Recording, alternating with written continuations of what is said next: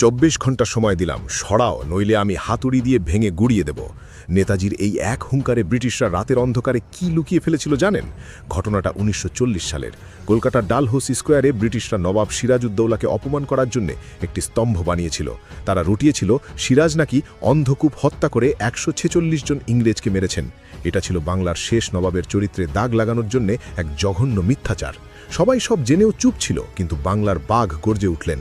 সুভাষচন্দ্র বসু সোজা জানিয়ে দিলেন, এই মিথ্যের পাহাড় যদি কালকের মধ্যে না সরানো হয়, তবে আমি আমার স্বেচ্ছাসেবকদের নিয়ে এসে ওটা ধুলোয় মিশিয়ে দেব। ব্রিটিশ পুলিশ, লাঠি, বন্দুক কোনো কিছুকেই তিনি পরোয়া করেননি।